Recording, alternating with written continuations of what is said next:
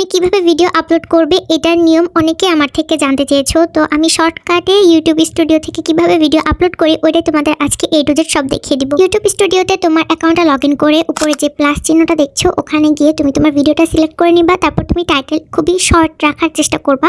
তারপর কিছু hashtag use করবা। হ্যাশট্যাগ ইউজ করার পর নিচের দিকে দেখো যে পাবলিক অপশনটা, তারপর পাবলিক অপশনে ক্লিক করার পর তোমরা তিনটা অপশন পাবা। একটা হচ্ছে পাবলিক, আনলিস্ট আর প্রাইভেট আর শিডিউল। তোমরা কিন্তু শিডিউল করে আপলোড করতে পারবা। আপাতত তুমি প্রাইভেট করে আপলোড করবা কারণ আমাদের কিছু ট্যাগ ইউজ করতে হবে। ভিডিও আপলোড করার পর আমরা ট্যাগ ইউজ করতে পারবো, তাই আপাতত যখন তুমি ভিডিও আপলোড করবা প্রাইভেট করে আপলোড করবা। তারপর রিলেটেড ভিডিওতে ক্লিক করলে তোমার যে ভিডিওতে ভিউজ একটু কম এসেছে ওটা সিলেক্ট করে দিবা। এটার একটা সুবিধা হচ্ছে তুমি যে ভিডিওটা আপলোড করছো ওটাতে যদি তোমার ভিউজ ভালো হয় তার পাশাপাশি কিন্তু তোমার এই রিলেটেড ভিডিওতেও ভিউজ ভালো আসবে। ভিডিও আপলোড হয়ে গেলে ভিডিওতে তোমরা গেলেই দেখবে এরকম পেন্সিলের মতো একটা চিহ্ন আছে, ওটাতে ক্লিক করলে তুমি একদম নিচের দিকে গেলে দেখবা অ্যাড ট্যাগ। তোমার ভিডিও রিলেটেড কিছু ট্যাগ তোমরা ইউজ করে দিবা। তারপর ট্যাগ দেওয়া হয়ে গেলে পাবলিক অপশনে গিয়ে তোমার ভিডিওটা যে প্রাইভেট করা ছিল ওইটা আবার পাবলিক করে দিবা, দেন সেভ করে দিবা।